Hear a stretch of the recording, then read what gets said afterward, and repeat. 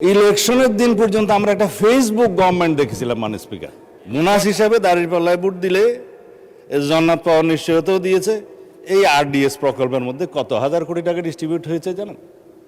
22,000 কোটি টাকা ডিস্ট্রিবিউট হয়েছে। আরডিএস নামে একটা প্রকল্প আছে, সেই প্রকল্পের এটা হচ্ছে ইসলামী ব্যাংকের একটা ফ্ল্যাগশিপ প্রকল্প। এই প্রকল্পের মূল হচ্ছে পল্লী উন্নয়ন প্রকল্প নামে, যেখানে 5,000, 10,000, 20,000 টাকা পর্যন্ত লোন দেয়া যায়। নারী গ্রাহকের সংখ্যায় বেশি। ভোটের আগে 10,000 টাকা করে অনেক নারীকে দেয়া হয়েছে। লাইনে আমার এক ভোটার জিজ্ঞেস করছে, আমার এক কর্মী, মা আপনি কোথায় দিবেন? বলছে যে বাবা, বলছে কোরআনের দল না দিলে তো জান্নাতে যাওয়া যাবে না। 10,000 টাকাও দিয়েছে, বলেছে এটা মাফ হয়ে যাবে, আরো 10,000 টাকা পাবো। এইভাবে মাননীয় স্পিকার মুনাস হিসাবে দাঁড়িপাল্লায় ভোট দিলে জান্নাত পাওয়ার নিশ্চয়তাও দিয়েছে। এই আরডিএস প্রকল্পের মধ্যে কত হাজার কোটি টাকা ডিস্ট্রিবিউট হয়েছে জানেন? 22,000 কোটি টাকা ডিস্ট্রিবিউট হয়েছে। 11,000 কোটি টাকা আগে দেওয়া হয়েছিল। এই 5ই আগস্ট 2024 পরে নির্বাচনের এই বৈতরণী পার হওয়ার জন্য আরো 11,000 কোটি টাকা দেওয়া হয়েছে। এর কোনো হদিশ নেই। তবে একজন নারী ভোটারের কথা তো বললাম।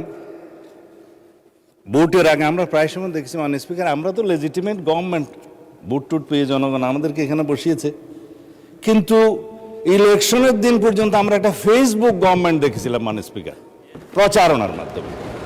তা আমরা এখনো মনে করছি বিরোধী দলের ভূমিকা পালন করুক। তারা স্ট্রাগল করবে সরকারি দলে আসার জন্য, নির্বাচিত হয়ে মেজরিটি পাওয়ার জন্য।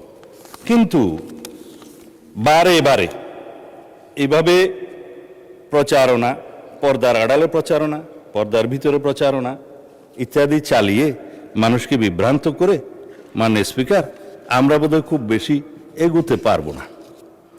এখন ইসলামী ব্যাংকের আমি কয়েকটা আইনের কথা পরে বলবো, এখন বলছি না। ইসলামী ব্যাংকের নবনিযুক্ত চেয়ারম্যান দায়িত্ব নিলে এবং এই চেয়ারম্যানকে দায়িত্ব পালন করতে না দিলে কি হবে সেটা আইনে বলা আছে। বাংলাদেশ ব্যাংকের ব্যাংক কোম্পানি আইন অনুসারে সেকশন 45, 46, 47 এবং লাস্টে 57-এ এই কথাগুলো বলা আছে। মাননীয় অর্থমন্ত্রী বলছে যে আইন উনি বলবেন, তা আমার একটু অভ্যাস খারাপ বলে আগে বলে দিচ্ছি।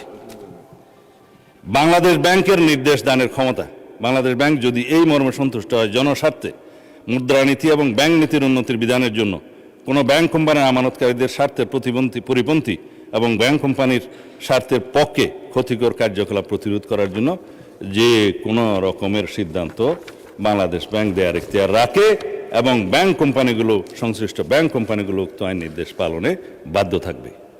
ব্যাংক কোম্পানির পরিচালক সেকশন 46 ইত্যাদির অপসারণ বাংলাদেশ ব্যাংকের ক্ষমতা, চেয়ারম্যান থেকে বোর্ড অফ ডাইরেক্টরস সবার। তারপরে আপনার 49-এ বাংলাদেশ ব্যাংকের অধিকতর ক্ষমতা আছে, 47-এ পরিচালনা পরিষদ বাতিলের ক্ষমতা আছে।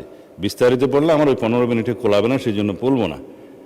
এই পরিষদ বাতিল করা এবং নির্দিষ্ট মেয়াদ পর্যন্ত নির্দেশনা দেয়া, এগুলো সব বাংলাদেশ ব্যাংকের এখতিয়ার। ব্যাংক কোম্পানি আইন, তাইলে আগে আইন পরিবর্তন করেন, বাংলাদেশ ব্যাংক কোম্পানি আইন পরিবর্তন করে তারপর আপনারা এই আলোচনায় আসেন।